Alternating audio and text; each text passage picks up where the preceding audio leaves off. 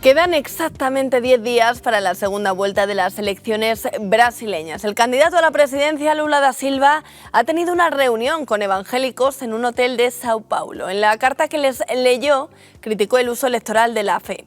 Defendió la libertad de religión y reforzó su oposición al aborto, entre otras cosas. Gracias, Lucía. Bueno, pues nos vamos a ir a Brasil con nuestro corresponsal Diego Hernández. Diego, gracias por acompañarnos. La reunión se produce en un hotel, no en una iglesia evangélica, y además creo que no estaban los principales líderes evangélicos. Exactamente. Esta actividad de Lula fue una de los podríamos decir, de los acercamientos que el presidente ha venido teniendo con los sectores más conservadores del país, o las tentativas de acercamiento con los sectores más conservadores del país. En este caso llama la atención, como bien lo dices, que no fue en una iglesia, no fue dentro de un ambiente de culto, y no asistió una sola de las grandes lideranzas evangélicas del país, o de los grandes líderes evangélicos del país.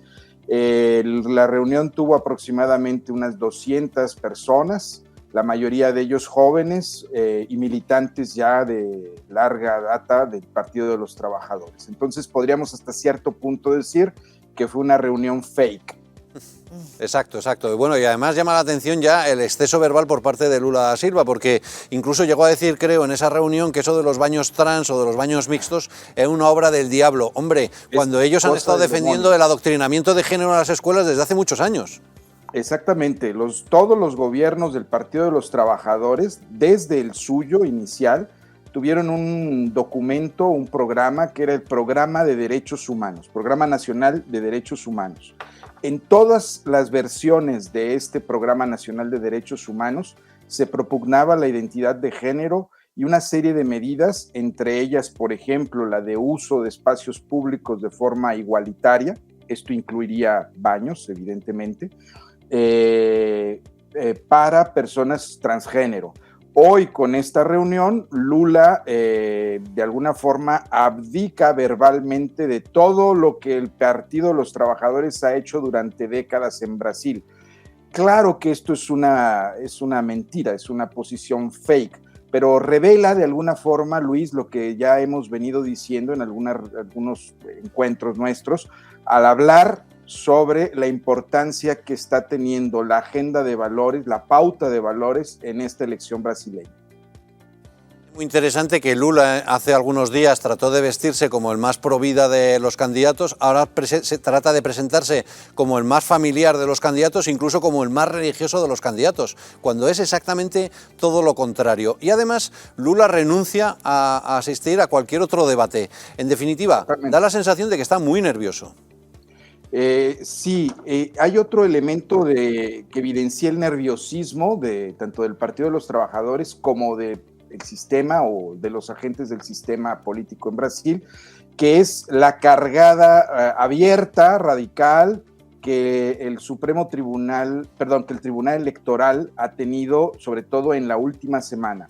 Hace 2 días decretó, por ejemplo, determinó que Luis Ignacio Lula da Silva tuviera derecho de respuesta de 135 más o menos inserciones suyas en el programa electoral de Bolsonaro. O sea, no se le daba derecho de respuesta con más tiempo, sino quitándole tiempo a Bolsonaro. Esto dio una proporción impresionante de casi 5-1 en los próximos 10 días de la elección. La sorpresa que esto causó, la reacción que esto causó incluso entre los medios de comunicación fue tremenda. Esto fue antecedido por una serie de determinaciones del tribunal donde, escuchen bien, prohibía a la campaña de Bolsonaro y a los medios de comunicación vincular a Lula con la palabra corrupción, crimen organizado, ladrón, etc. Es algo surreal. Pero esta es la cargada que el Tribunal Electoral infelizmente ha venido teniendo durante esta semana. Ayer se dio la primera señal de que parece que se prendieron los focos rojos dentro del propio Tribunal Electoral, porque esta decisión de darle a Lula 130 y tantas inserciones de derecho de respuesta fue suspendida por la propia ministra que la aprobó. Es un abuso absolutamente exagerado y yo creo que se pasan tanto de frenada en el Tribunal Electoral que ya es bastante evidente que están jugando de parte y que eso a lo mejor se produce el efecto inverso, el efecto boomerang. Pero es que se están produciendo censuras de algunos medios de comunicación que son alucinantes, ¿no? Por ejemplo, creo que es Brasil Paralelo, que ha sido uno de los estandartes del movimiento conservador en Brasil, que ha sido suspendido, censurado. Así es. Brasil Paralelo es una empresa privada de streaming y de producción de contenidos culturales. Claro que dentro de la producción de estos contenidos culturales hay documentales producidos por ellos mismos que tratan temas políticos.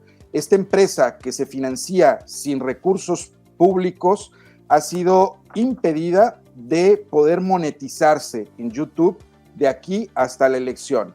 Le impidieron divulgar un documental que hubiera sido divulgado el día de ayer sobre quién mandó matar a Jair Bolsonaro. Curiosamente, este documental presentaba 3 tesis y la última tesis era el Partido de los Trabajadores y el propio documental decía que era la tesis menos sustentable. O sea, era un documental que de alguna forma podría hasta ayudar al Partido de los Trabajadores, pero ha sido cancelado precisamente por ese miedo que hay. Nota, esta plataforma de Brasil Paralelo tiene casi 300,000 suscriptores.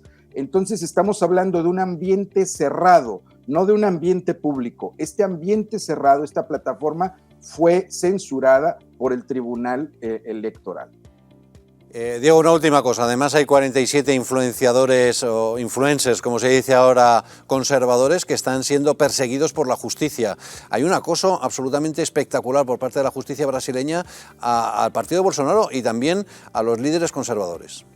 Sí, mira, el Tribunal Electoral, a pedido del Partido de los Trabajadores, decretó en la mayoría de estos 47 influenciadores la quiebra de su sigilo telefónico, telemático, o sea, sus correos, su contenido que tienen en sus computadoras y al mismo tiempo financiero. ¿Por qué? Porque el PT dice que existe un ecosistema de desinformación a los moldes que supuestamente Rusia influiría en las elecciones, etcétera. Solo que esto no existe. O sea, si algo hay en Brasil es que evidentemente ha habido un cambio cultural profundo, popular, pero no hay articulación conservadora. Esto es un hecho, o sea, algo que falta en Brasil es la articulación conservadora. Y en la mente de los petistas, idea comprada por el tribunal, hay una ultra organización con financiamiento internacional que no ha sido probado en forma alguna, y para impedir la acción del Partido Liberal y del candidato Bolsonaro en las redes sociales, que es la mayor fuerza que tienen, han hecho esto. Un dato solo para concluir, Luis. Hace 2 días, Luis Ignacio Lula da Silva fue un podcast muy popular aquí en Brasil y tuvo 1 millón de personas asistiéndolo al vivo en este podcast, en el que fue a hablar solo mentira tras mentira. 1 hora de mentira tras mentira. El día de ayer, Bolsonaro fue a otro podcast similar a este al que fue Lula y tuvo al vivo 1.800.000 personas escuchándolo. Claro. Al vivo, 1.800.000, 3 horas de podcast, 1.800.000. Entonces, este es el miedo que tienen. Las redes sociales se han vuelto un campo de batalla que permite la capilarización de las ideas y de las posiciones políticas. Esto es lo que quieren impedir, esto es lo que quieren bloquear, porque hace 4 años Bolsonaro ganó con esta fuerza, con la fuerza de las redes sociales. Evidente, y eso es lo que explica además el nerviosismo por parte de Lula y del Partido de los Trabajadores. Vamos a estar muy pendientes de todo lo que ocurre porque es apasionante la censura chusca y grosera que se está aplicando en Brasil y el resultado va a ser clave para el futuro de Brasil y de la región y del mundo entero. Diego, muchísimas gracias, un abrazo. Hasta luego.